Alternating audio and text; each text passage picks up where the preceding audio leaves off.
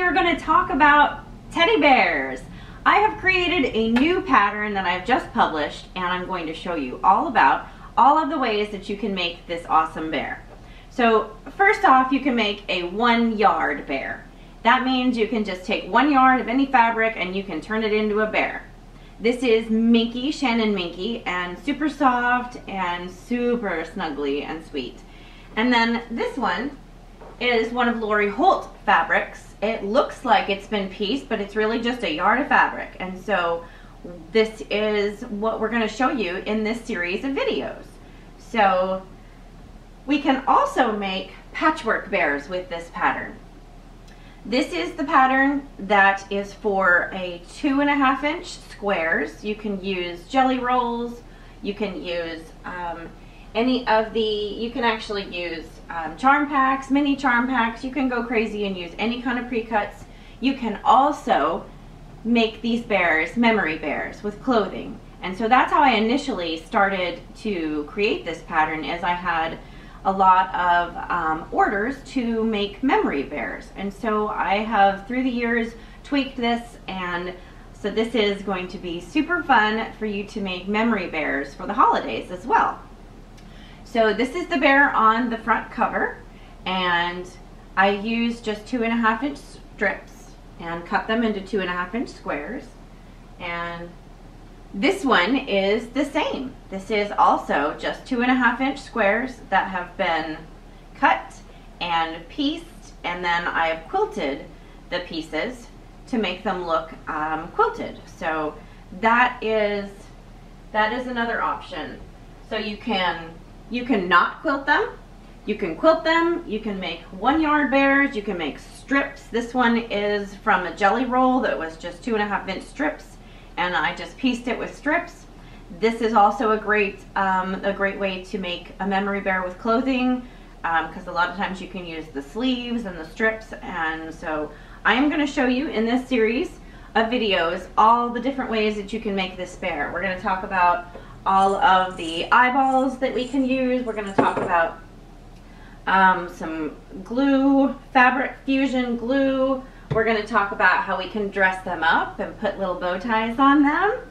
And we're going to talk about making them with jelly rolls and with your favorite collections. So we're going to talk about a lot of different things in this series, so make sure you check the future videos. There's going to be a lot of different videos on my channel in relation to the bears, so make sure you go and check all those out. So let's get started. Okay, so the first thing that we're going to talk about in making the new teddytell teddy bear is what I want you to do first is, once you get the pattern is going to come in the mail. Because it has a large template inside it is not going to be offered as a PDF. So you will order this and I will ship it directly to you. And I have a new assistant that is helping me do some things, so I'm going to try really hard to make sure that I get them out as quickly as I can. And so the new teddytell pattern is created for you to use do a lot of different things. So on the back side I have some suggestions on fabric requirements and some of the eyeballs that I use, some of the glue that I use, but I also don't want you to get super hung up on making sure that you use exactly what I use, because there's a lot of different variations and a lot of different options for this. So you really need to be creative and just kind of go crazy. So first off, when you get the pattern, I want you to read through it all the way. And don't get anything out yet, just read through it so that you're familiar with the steps. And then the first bear that I want you to make is a 1 yard bear. And that means you're just going to use 1 yard of one single fabric. Now if you want to go crazy and make a patchwork bear, you certainly can. I'm not telling you not to. I'm just telling you that it might be easier for you to get familiar with the pattern. If you've never made a bear before, it might be easier to start off with a 1 yard fabric. And so this bear was made out of Shannon Minky, the cuddle. And so this is a super soft, beautiful bear. And this was just 1 yard, super easy, stuffed with a polyfill stuffing and a bow, and this one actually goes pretty quickly. And so this guy is also a 1 yard bear. So I made him using 1 yard of fabric by Lori Holt, and so it looks pieced, but it is not. This is one of her fabrics that just has super cute orange peels on it. And so this is also just a 1 yard fabric, and I have some interfacing on the inside of it, so it feels nice and I don't know, he's just kind of a little bit more thick, and so it doesn't feel, it feels like you could, you know, kind of and he'll still survive some snuggling. And so this is the 1 yard bear. And so what I'm going to talk about with 1 yards is, this is a fun emoji fabric that I bought from the Fat Quarter shop. It was on sale, and so I just bought 1 yard, and this is going to turn into a bear. So I think that the really fun thing when I first started making these is you can use absolutely any kind of fabric. If someone loves Mickey Mouse, you can do that. If someone loves cheerleading, you can do that. You can find fabric on Etsy and eBay and your craft shops and Fat Quarter Shop and all of the different online stores. You can find just about anything that you're looking for. So I went through a phase where I made a lot of sports bears. I made UT bears for University of Texas. There's always a lot of the university fabrics. I have made a ton of bears from the college and NFL. My family, my boys are huge Raiders fans. So I've made Raiders teddy bears, and I've taken orders for a ton of different NFL teams. You can buy those fabrics. A lot of times Joanne has a lot of those fabrics for basketball, for football. So you can make a ton of different bears, and you know, use different bows, and you can even sass them up with some. I'm going to show you how to make a little bow tie. And so there's a ton of different ways that you can make these personalized for whoever you're making it for. And so try to have some fun and just look for, you know, especially if you're making them for gifts, you know, think of the things that those people like and find fabrics. Do some digging around on Google and find some fabrics. And so that's really all you need to start, is a 1 yard piece of fabric. And so we're going to talk more about the piecing of them in a future video. So make sure you check that out as well. So there's going to be several videos in this series of how you can make them. So let's go over what it looks like with the 1 yard fabric. So this is a yard of fabric that I purchased on Spoon Flower. This is going to be a tooth fairy pillow in a future video, so make sure you look for that. So it's basically just a yard of fabric, and I have put it on the long arm, and I have quilted it. And so that's an option that you can do. You can use just a yard of fabric that you did not quilt, just like these guys. These are not quilted. Or you can take your 1 yard piece of fabric and you can quilt it on your standard machine, or you can quilt it on your long arm. When I quilt them, I usually just do the 1 yard of fabric on the front, and then I do flannel in the center. You can use an old flannel sheet, you can use a new flannel sheet, you can use, you know, you can buy a whole bolt of flannel. I oftentimes use the sheet, and I'll link that down below. All the things that we're talking about will be linked down below, so you can find all the things that I use. So this one, I just had some white fabric that I didn't really like, that I'm probably never going to use in a quilt. It was something that I purchased a bolt of because it was cheap, and so that's what I put on the back. So this is just like a small little mini quilt, and we're going to cut it up and make a teddy bear out of it. So again, just regular old cotton fabric, 1 yard, and then flannel in the center, and then a regular old cotton backing. So I know I'm going to have questions about the flannel. You do not have to use flannel. I just like the feeling of the thickness when you use flannel. You can use batting. You can use 80-20 batting. You can use all 100% cotton batting. You can use wool batting. You can use any kind of scrap batting that you have. You can use anything. You just have to keep in mind that when you do that, it's going to feel slightly different, and it might be a little bit more challenging to sew together if it has batting in it. So this one has an 80-20 batting in it, and it's going to be just a little bit thicker than the Tooth Fairy one. And so this one I just did a crosshatch on it, and you can do that on your standard machine. So don't think that you have to have a long arm to do these. I mean, certainly you can send them to me or any long arm person and have them quilt a 1 yard piece and have them return it to you, and then you can make a teddy bear, but you can also do a lot of things on your standard machine. So this one was a flannel front that I got at Joann's. It's a holiday, it has some, and I was gonna put a little scarf around this bear neck. And this one just has muslin on the back. That's the fabric. I bought a whole bolt of muslin, and it's super cheap. It's like $2.90 a yard, and that's what I use on the backs of most of my quilted bears. So it has a fabric on the front, just like when you make a quilt, and then some kind of batting, and then muslin on the back side. So that's that option, and so that's just going to feel a little bit different than the other one. And then this one is 1 yard of fabric. I got this at Hobby Lobby. I thought it was cute. It's just some pumpkins, and so I quilted this one, just 1 yard of fabric.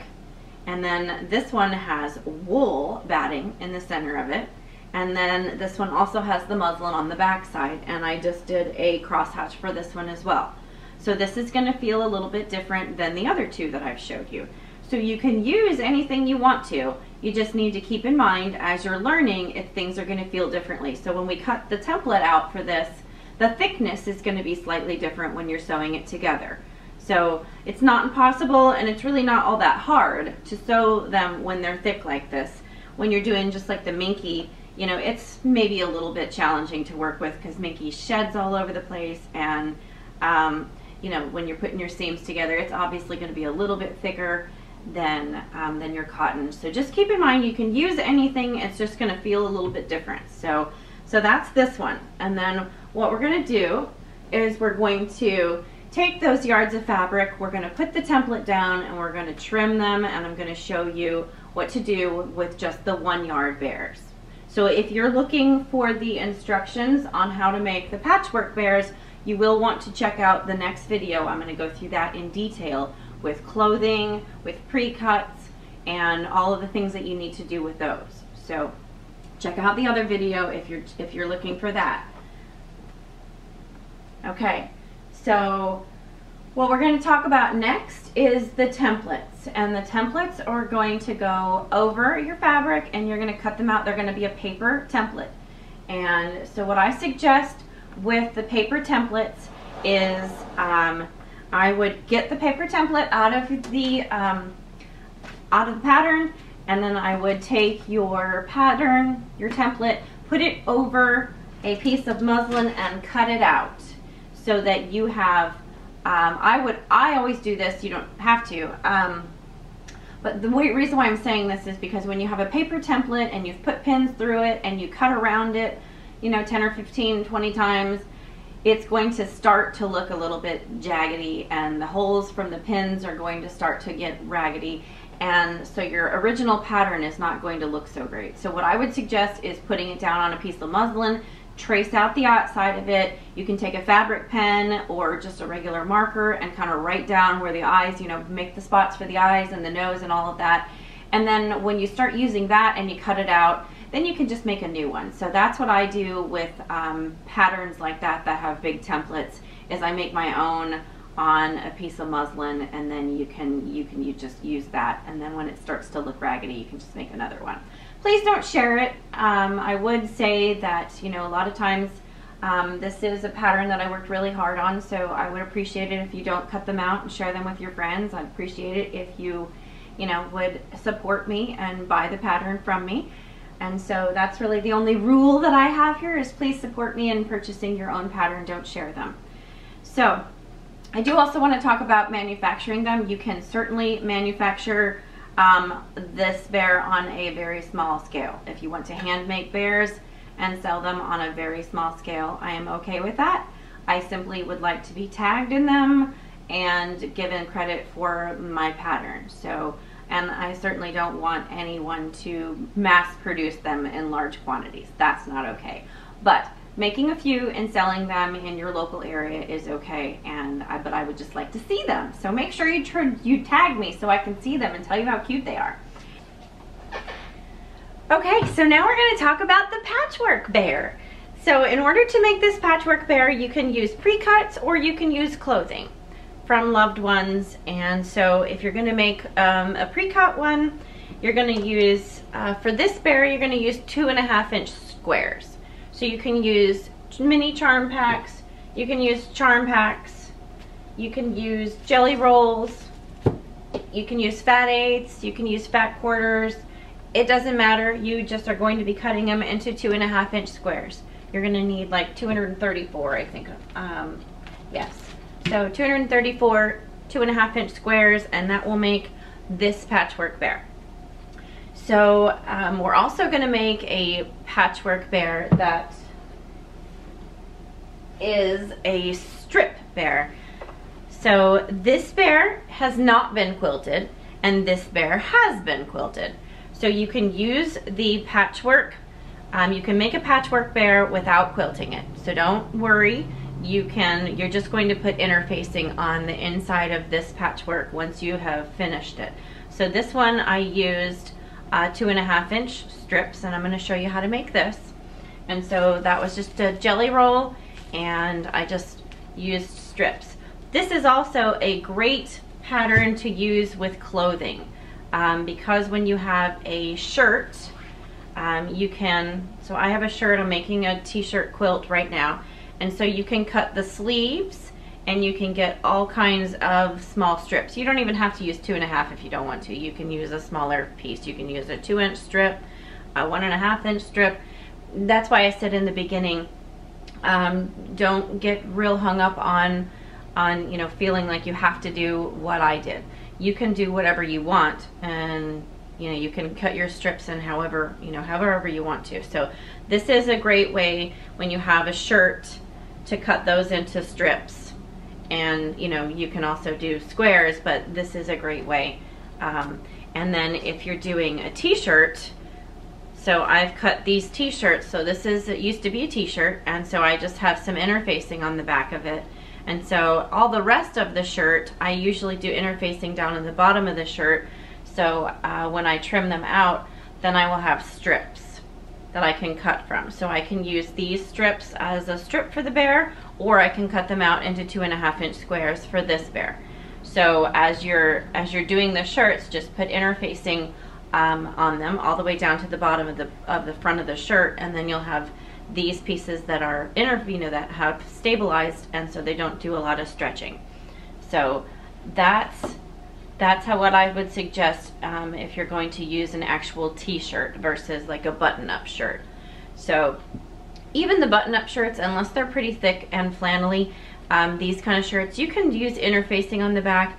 I would probably suggest, especially in the beginning until you get the hang of it, using interfacing on the back so that they're not super stretchy.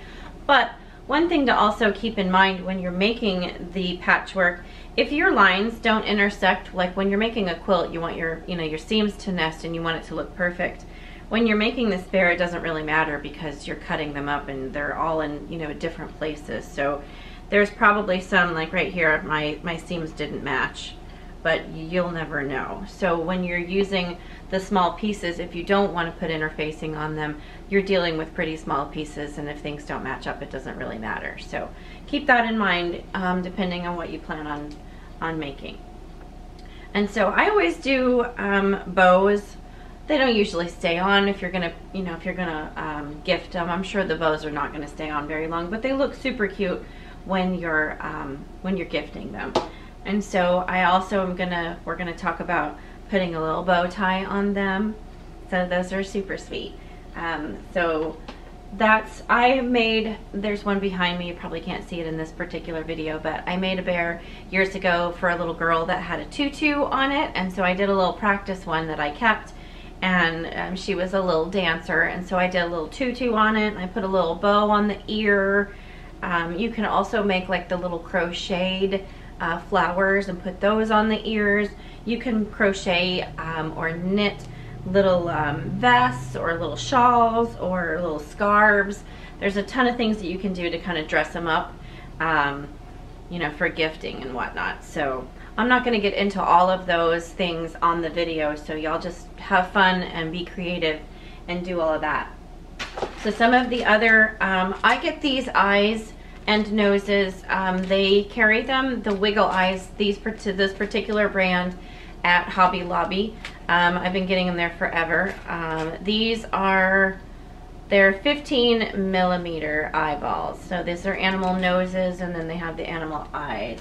And so I just keep them in these little crock jars.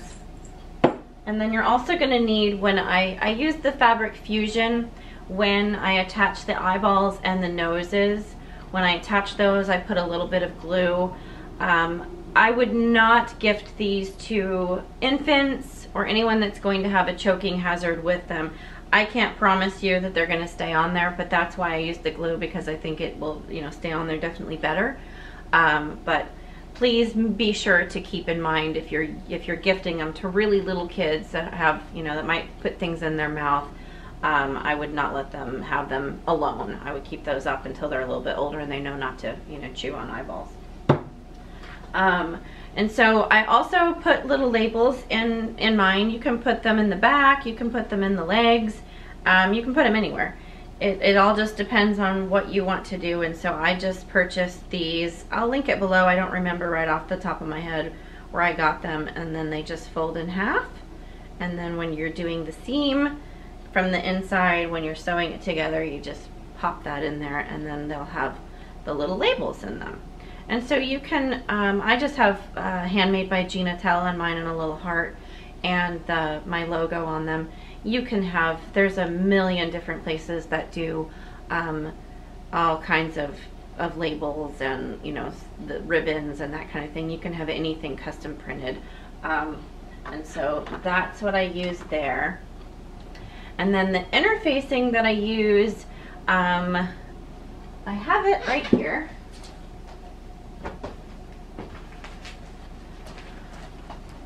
So the interfacing that I use a Shape Flex interfacing. It's a Pellon brand.